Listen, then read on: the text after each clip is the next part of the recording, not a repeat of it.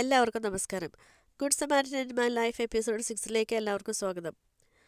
Sorry, ഇന്നെൻ്റെ voice ഇച്ചിരി പോയതാണ്. എനിക്ക് ജലദോഷവും മൂക്കടപ്പും ഒക്കെയാണ്. അപ്പോൾ അതുകൊണ്ട് എപ്പിസോഡ് മുടക്കണ്ടല്ലോ എന്ന് കരുതി മാത്രമാണ് ഞാൻ ഇന്ന് വോയിസ് ഇടുന്നത്.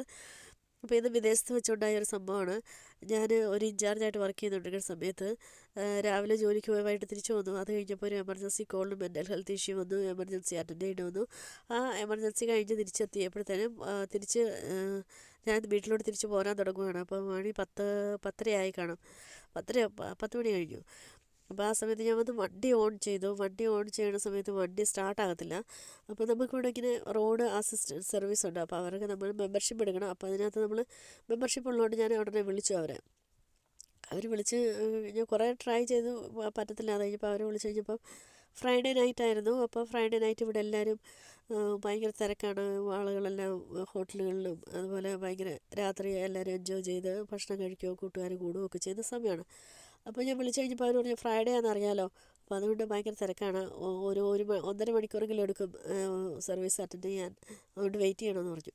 അപ്പോൾ ഞാൻ വീട്ടിലോട്ട് വിളിച്ചു കഴിഞ്ഞപ്പോൾ ഹസ്ബൻഡും പറഞ്ഞു കഴിഞ്ഞപ്പം വീട്ടിൽ നിന്ന് അവർ വന്നാലും എന്താണെങ്കിലും വെയിറ്റ് ചെയ്യണം, അവരും വെറുതെ വെയിറ്റ് ചെയ്യണ്ടല്ലോ, അപ്പോൾ വന്നാലും വലിയ പ്രയോജനമില്ല. അപ്പോൾ അതുകൊണ്ട് ഞാൻ വീട്ടിൽ വിളിച്ചു പറഞ്ഞു ലേറ്റാകും. അങ്ങനെ ഞാൻ വെയിറ്റ് ചെയ്യണം അവർക്ക് വേണ്ടി. നല്ല ചൂടുള്ള ദിവസമാണ്. എനിക്കും ഭയങ്കര ക്ഷീണമായിരുന്നു. ഞാനിങ്ങനെ ഒരു കുഷ്യനുണ്ട്, ഞാൻ കുഷ്യൻ വെച്ചിട്ട് ആ കുഷ്യൻ എടുത്തിട്ട് ഞാൻ സൈഡിലോട്ട് ചെരിച്ച് വെച്ച് ഞാൻ ആ കുഷ്യനിലേക്ക് ചാരി ഗ്ലാസ്സൊക്കെ തുറന്ന് വെച്ചിട്ട് ഞാൻ കിടന്ന് അങ്ങനെ അവിടെ കിടന്ന് ഉറങ്ങിപ്പോയി. നല്ല ഉറക്കത്തിൽ ഇത് ഭയങ്കര മുട്ട് കേട്ടു. ഞാൻ ചാടി എണീറ്റ് നോക്കിയപ്പോൾ ഒരു പയ്യൻ. അപ്പം ഇവരെന്നെ വിളിച്ചു, ഇപ്പം ബോണറ്റ് തുറന്ന് വെച്ചേക്കാം, വണ്ടി വരുമ്പം അവർക്ക് കാണാമല്ലോ, വരുന്നവർക്ക് റോഡ് സർവീസിന് വരുമ്പോൾ അവർക്ക് എളുപ്പമായിട്ടില്ല കാണാൻ ഓർത്തുകൊണ്ട് ഞാൻ ബോണറ്റ് തുറന്നാണ് വെച്ചിരുന്നത്. അപ്പോൾ ഇവന്ന് വെച്ചു എന്ത് പറ്റി വണ്ടിക്ക്, എന്ത് പറ്റി എന്ന് ചോദിച്ചു. അപ്പോൾ ഞാൻ പറഞ്ഞു ഇങ്ങനെ വണ്ടി ഓണാകത്തില്ല, അതുകൊണ്ട് വെയിറ്റ് ചെയ്യുകയെന്ന് പറഞ്ഞു, സർവീസിന് വെയിറ്റ് ചെയ്യുകയെന്ന് പറഞ്ഞു. അപ്പോൾ ചോദിച്ചു ഞാൻ ഒന്ന് ട്രൈ ചെയ്തോട്ടെ എന്ന് ചോദിച്ചു. അപ്പോൾ ഞാൻ ചെയ്തോളാം പറഞ്ഞു. അവർ ട്രൈ ഒക്കെ ചെയ്തു. ഇറങ്ങി വന്നപ്പോൾ പറഞ്ഞു എനിക്ക് എന്തോ ദൂരമുണ്ട് വീട്ടിലോട്ട്. ഞാൻ പറഞ്ഞു ഒരു 30 മിനിറ്റ് ഉണ്ട്, 30-40 മിനിറ്റ് വരും എന്ന് പറഞ്ഞു. അപ്പോൾ അവൻ ചോദിച്ചു എന്തെങ്കിലുമൊക്കെ ഭക്ഷണം കഴിക്കാനോ വല്ലതും വേണോ. ഞാൻ പറഞ്ഞു വേണ്ട, ഞാൻ ഓക്കെ എന്ന് പറഞ്ഞു. അപ്പോൾ അവൻ പറഞ്ഞു ഇല്ല, ഇവിടെ അടുത്ത് ഡൽഹി പോലത്തെ സ്ഥലമുണ്ട്, ഞാനത് ഇവിടെ ഷോപ്പുണ്ട്, ഞാൻ ഇവിടെ മേടിച്ചുകൊണ്ട് വരാമെന്ന് പറഞ്ഞു. ഞാൻ പറഞ്ഞു വേണ്ട, ഞാൻ ഓക്കെയാ, ഒന്നും വേണ്ട എന്ന് പറഞ്ഞു. അപ്പോൾ ഇവന് അടുത്തോട്ട് വന്നതെന്ന് പറഞ്ഞുകൊണ്ട് ഇവന് അടുത്തോട്ട് വന്ന് 2 കൈയും കാണിച്ചിട്ട് ഇവന് അടുത്തോട്ട് വന്നു. ഞാൻ അടുത്ത് എന്താണ് പോലും.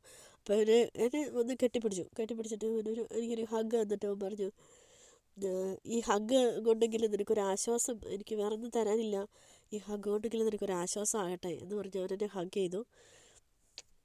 എനിക്ക് സത്യം പറഞ്ഞാൽ ഭയങ്കര ഒരു മിക്സ്ഡ് ഇമോഷനായിപ്പോയി. കാരണം വെച്ച് കഴിഞ്ഞാൽ ഇത്രയും അത്ര ഒരു 17-18 വയസ്സ് തോന്നിക്കുന്നൊരു പയ്യനാണ്. അവൻ്റെ ആ മനസ്സിൻ്റെ ആ ഒരു ഇത് ആ സമയത്ത് അവനൊന്നും ചെയ്യാൻ പറ്റില്ലെങ്കിൽ ഈ ഒരു ഹഗ്ഗെങ്കിലും ഒരു ആശ്വാസമാകട്ടെ എന്ന് പറഞ്ഞിട്ടുള്ള അവൻ്റെ ആ ഒരു ആറ്റിറ്റ്യൂഡ് എനിക്ക് ഭയങ്കര ഇഷ്ടപ്പെട്ടു.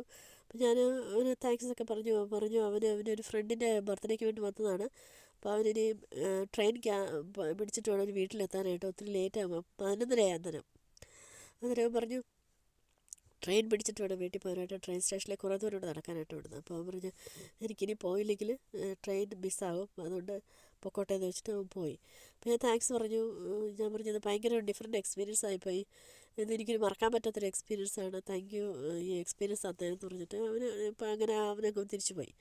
അപ്പോൾ ഞാനിങ്ങനെ ആലോചിക്കാറുണ്ട്, നമ്മുടെയൊക്കെ നാട്ടിലും അതൊക്കെ എല്ലാ സ്ഥലത്തും തന്നെ ഇപ്പോൾ ഈ ടീനേജേഴ്സ് അല്ലെങ്കിൽ ഒരു പ്രായം കഴിഞ്ഞ പിള്ളേരൊക്കെ ഇങ്ങനെ ഡ്രഗും അഡിക്ഷനും ഒക്കെ ആയിട്ട് നടക്കുന്ന സമയത്ത് പോലും ഇതുപോലൊരു ഒരു ഇംഗ്ലീഷ് പയ്യനാണ്. പക്ഷേ അവൻ്റെ ആ ഒരു മനസ്ഥിതി എനിക്ക് ഭയങ്കര ഇഷ്ടപ്പെട്ടു. ഭയങ്കര ഒരു സന്തോഷവും ഭയങ്കര ഒരു ആശ്വാസമായിരുന്നൊരു ഇതായിരുന്നു.